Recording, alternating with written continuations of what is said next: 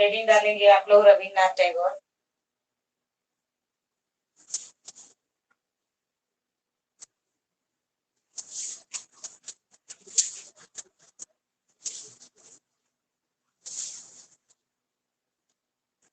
रविन्द्रनाथ, तो रविन्द्रनाथ टैगोर की देखिए, अब यहाँ पे सबसे पहले जन्म की बात किया जाए कि इनका जन्म कहाँ पे हुआ है। रविन्द्रनाथ टैगोर का जन्म, अगर जन्म पूछा जाए तो इनका जन्म 1861 ईस्वी में जन्म इनका हुआ है। 1861 ईस्वी में हुआ है। और इनका जन्म कहाँ पर हुआ है, तो जोड़ा साँको में हुआ है। जोड़ा साँको कहाँ पर पड़ता है, कलकत्ता में। तो जोड़ा साँको में इनका जन्म हुआ है रविन्द्रनाथ टैगोर का। रविन्द्रनाथ टैगोर का जन्म कहाँ पर हुआ है, जोड़ा साँको, कलकत्ता। अब देखिए इन्होंने जो रविन्द्रनाथ है, इन्होंने जो है बहुत सारे, जब स्टार्ट किए चित्र बनाना, जब चित्र बनाना ये स्टार्ट किए थे, इनकी उम्र थी 70 साल, कहीं कहीं पे मिलता है, कहीं कहीं पे 68 साल मिलता है। ये जब चित्रों को बनाना शुरू किए,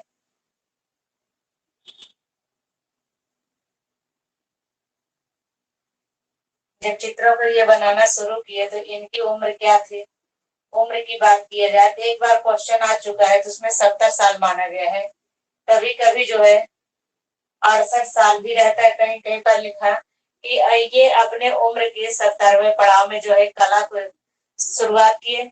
जब ये शुरुआत किए तो सबसे पहले इन्होंने क्या किया है, रेखा चित्र बनाते थे। तो सबसे पहले रविन्द्रनाथ क्या बनाते थे, रेखा चित्र बनाते थे।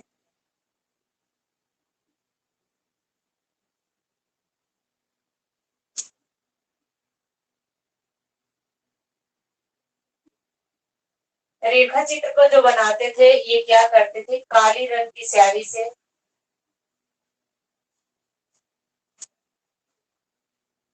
चित्रों का निर्माण करते थे।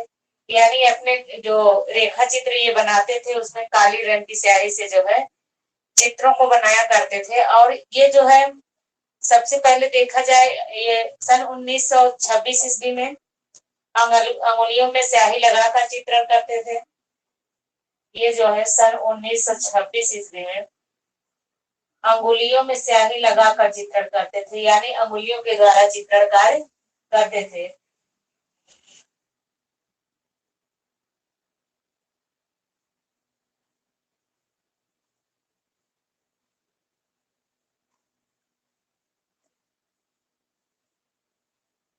अंगुलियों में स्याही लगाकर चित्रण कार्य करते थे रविन्द्रनाथ टैगोर। और इनकी जो शैली रही है, ये खुद अपनी शैली को समन्वयात्मक शैली कहे हैं रविन्द्रनाथ टैगोर। ये अपनी शैली को क्या कहे हैं, समन्वयात्मक शैली।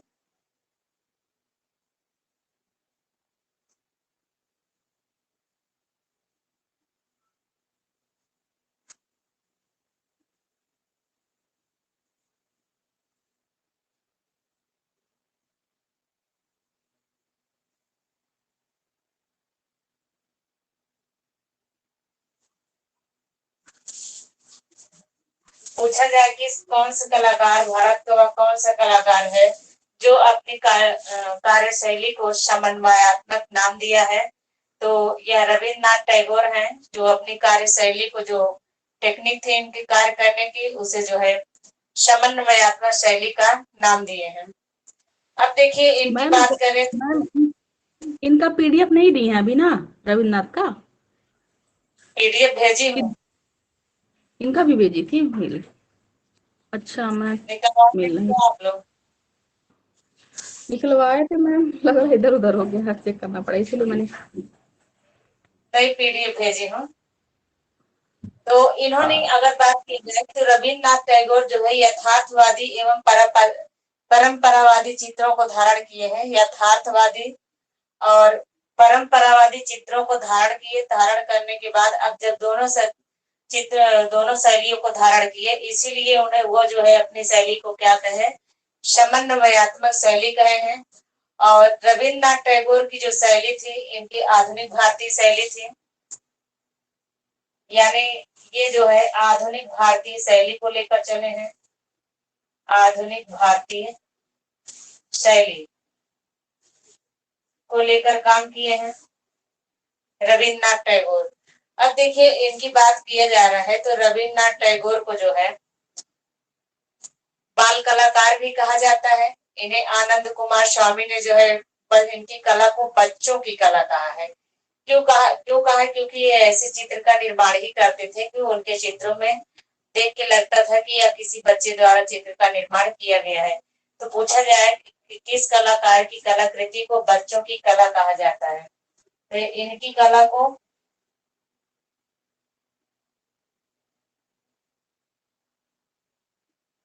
अवनींद्र नाथ स्वामी, सॉरी, आनंद कुमार स्वामी बच्चों की कला कहे हैं।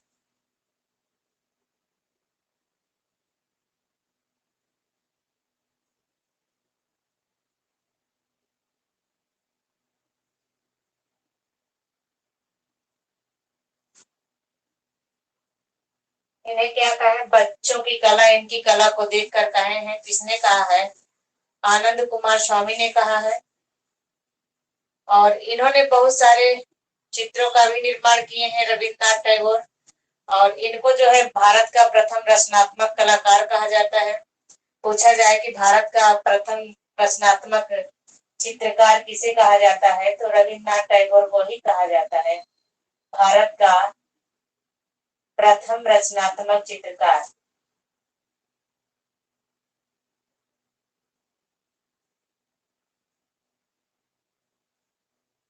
प्रथम रचनात्मक चित्रकार पूछा जाए किसे कहा जाता है, तो रविन्द्रनाथ टैगोर को कहा जाता है।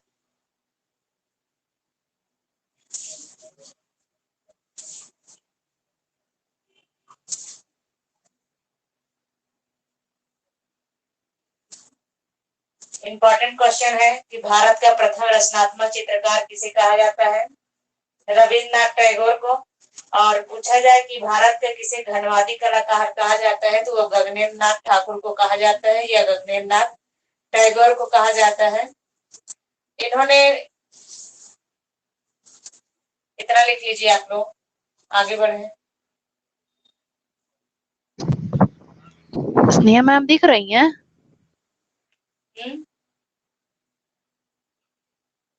क्या हुआ? नहीं मैम, वीडियो गायब हो गया था मेरे फोन से।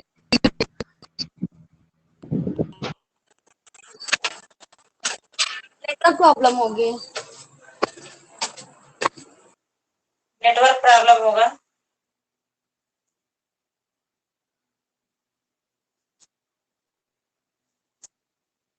जी मैम।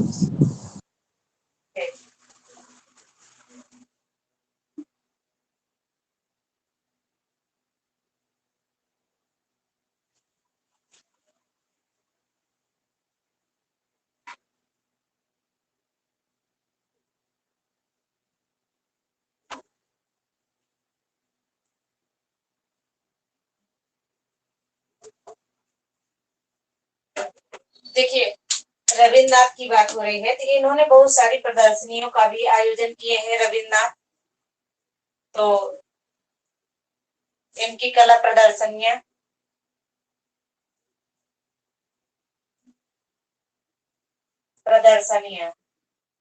देखिए तीन मुख्य रूप से यहाँ से क्वेश्चन पूछा भी गया है, पहले भी आ चुका है कि इन्होंने पहली प्रदर्शनी कहाँ पर आयोजित किए थे।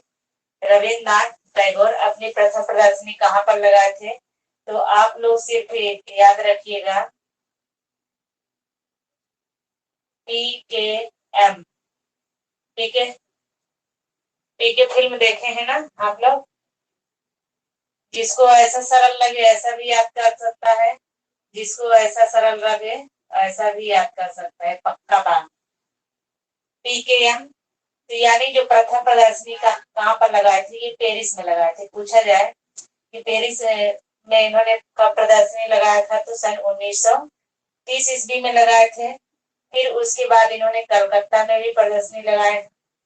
पूछा जाए कि रविन्द्रनाथ टैगोर कलकत्ता में प्रदर्शनी कब लगाए, और पूछा जाए मुंबई में कब लगाए थे प्रदर्शनी, तो 1933 ईस्वी में मुंबई में प्रदर्शनी लगाए थे।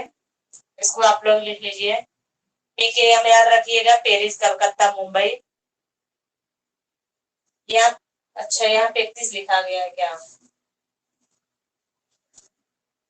32 रहेगा, यहाँ पे 31 नहीं रहेगा, 32। 1930, 32 और 33 में प्रदर्शनी का आयोजन इन्होंने किया है।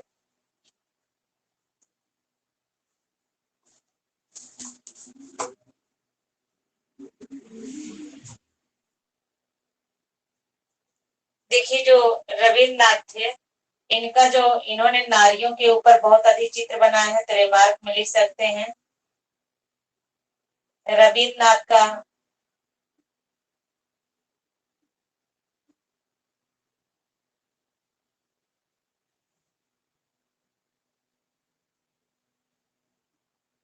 रविन्द्रनाथ ने नारी विषय पर अधिक चित्रण किए हैं।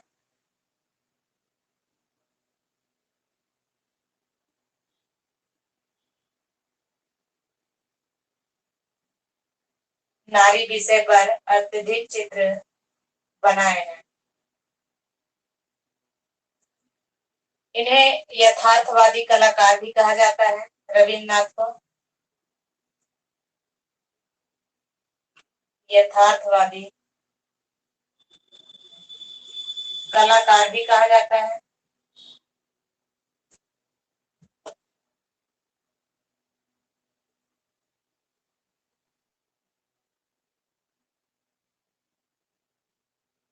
आप लोगों से क्वेश्चन पूछा जाए कि आधुनिक भारत के प्रथम अंतरराष्ट्रीय चित्रकार किसे कहा जाता है? आधुनिक भारत के प्रथम अंतरराष्ट्रीय चित्रकार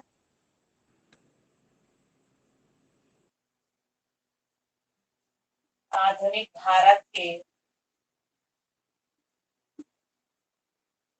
प्रथम अंतरराष्ट्रीय चित्रकार पूछा जाए किसे कहा जाता है, तो रविन्द्रनाथ टैगोर को भी कहा जाता है। आधुनिक भारत के प्रथम अंतरराष्ट्रीय चित्रकार पूछा जाए किसे कहा जाता है, तो रविन्द्रनाथ टैगोर को ही कहा जाता है।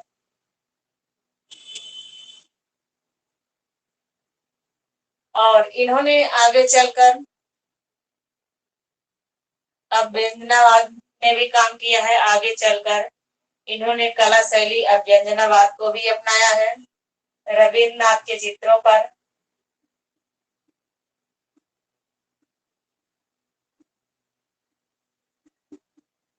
अति यथार्थवाद का भी प्रभाव दिखाई पड़ता है।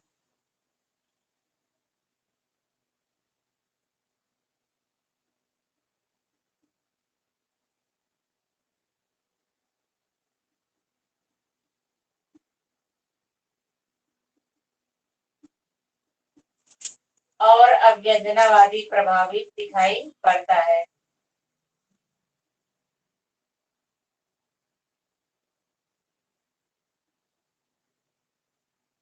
और अभ्यंजनावादी प्रभाव भी दिखाई पड़ता है।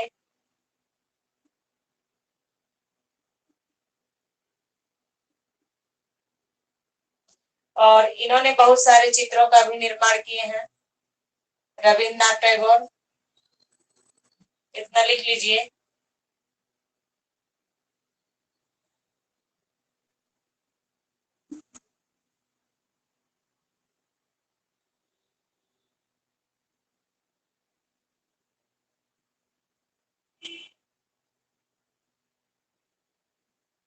आप लोग हेडिंग डालेंगे रविन्द्रनाथ टैगोर के प्रमुख चित्र। एक चीज और जान जाइए कि रविन्द्रनाथ टैगोर को 1913 में नोबेल पुरस्कार भी दिया गया था।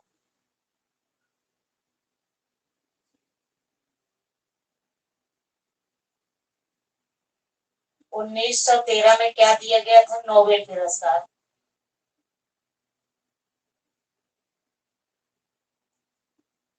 ये 1913 टाइम जो है, इसमें और कुछ हुआ है। 1913 में ही अमृता शेरगिल का जन्म होता है।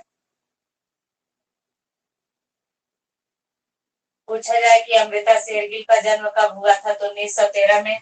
और 1913 में ही इन्हें रविन्द्रनाथ टैगोर को नोबेल पुरस्कार दिया गया है। थे?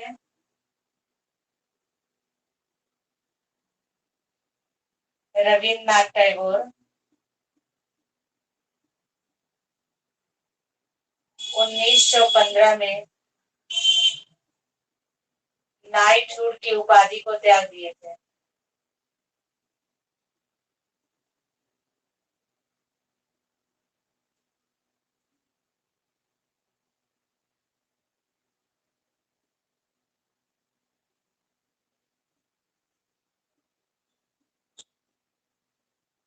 तो ये क्या किए थे 1915 ईस्वी में? नाइटहुड की उपाधि को त्याग दिए थे और 1915 में ही क्या होता है, हुसैन का भी जन्म 1915 में ही होता है। पूछा जाए हुसैन का जन्म कब हुआ है, तो सन 1915 में, और उसी टाइम 1915 में ही रविन्द्रनाथ टैगोर अपनी नाइटहुड की उपाधि को त्याग दिए थे। अब देखिए, अगर आपसे पूछा जाए कि किसे जो है किस चित्रकार को गुरुदेव के नाम से जाना जाता है, किस चित्रकार को गुरुदेव के नाम से जाना जाता है, तो रविन्द्रनाथ टैगोर को गुरुदेव की उपाधि दी गई थी।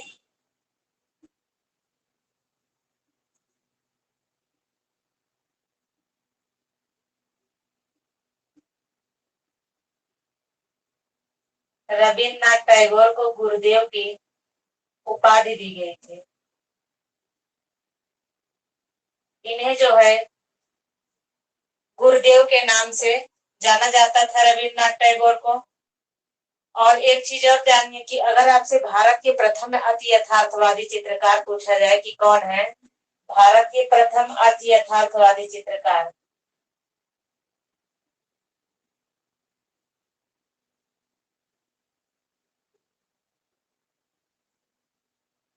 भारत के प्रथम अति यथार्थवादी चित्रकार पूछा जाए तो रविन्द्रनाथ टैगोर ही होंगे, क्योंकि इनके चित्रों में सबसे पहले अति यथार्थवाद की झलक दिखाई देती है रविन्द्रनाथ टैगोर के चित्रों में।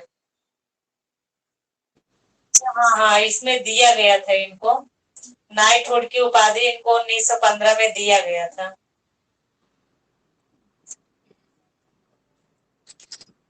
सही कह रहे हैं, इनको दिया गया था नाइटहुड की उपाधि 1915 में, 1919 में त्याग नाइटहुड की उपाधि।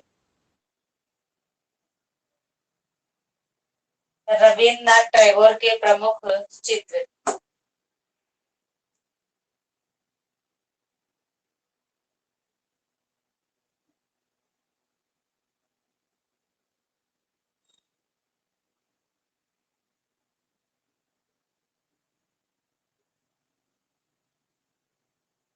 रविन्द्रनाथ टैगोर ने बहुत सारे चित्रों का निर्माण किए हैं, उसको ट्रिक के माध्यम से याद करेंगे आप लोग। ट्रिक क्या है? कान का मशीन कूदा, जो कान में मशीन नहीं होता वही कूदा, कान का मशीन कूदा। जब कान का मशीन कूदा तो हताश हुआ सफेद आत्मा, कान का मशीन कूदा हताश हुआ सफेद आत्मा, सफेद आत्मा। कान का मशीन कूदा तो क्या हुआ, हताश हुआ सफेद आत्मा 50 पक्षी देखकर,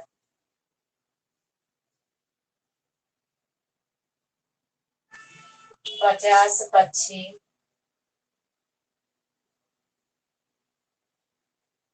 देखकर।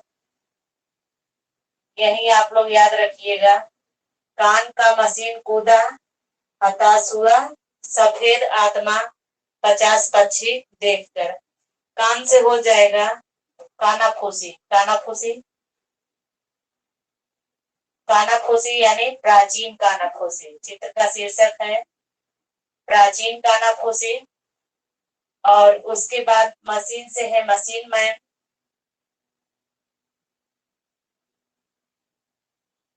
Machine man. कूदा से है कूदता हुआ हिरण,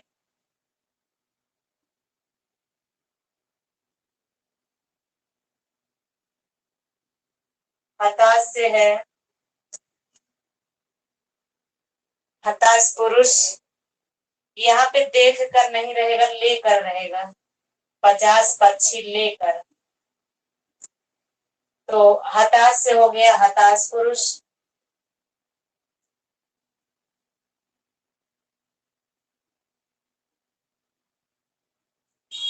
हताश पुरुष।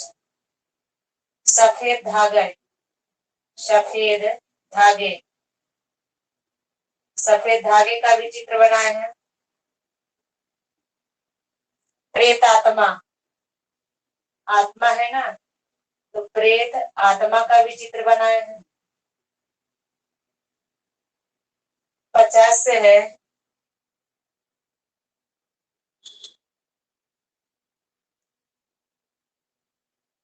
50 आकृतियां। 50 से क्या है? 50 आकृतियां।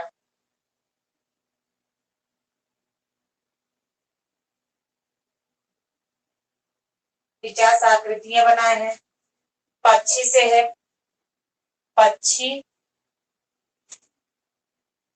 पक्षी का भी चित्र बनाए हैं, आप लोग देखे ही हैं। पक्षी का ये चित्र बनाए हैं, और एक पक्षी का चित्र बनाए हैं और दूसरा पक्षी युगल का भी चित्र बनाए, उसमें जोड़े हैं। पक्षी युगल। Lady with flower. Lady with flower. Lady with flower का भी चित्र बनाए हैं। तो याद करेंगे आप लोग, कान कान का मशीन कूदा, यानी कान में जो मशीन है ना, सुनाई देता है कान से, इसमें भी एक मशीन है। कान का मशीन कूदा, हताश हुआ सफेद आत्मा। आत्मा समझ ही रहे हैं, तो सफेद आत्मा। लोग सपने में क्या देखते हैं? काला आत्मा देखते हैं। तो हताश हुआ सफेद आत्मा 50 पक्षी लेकर। इतना आप लोग याद रखिएगा, पूरा याद रहेगा एकदम।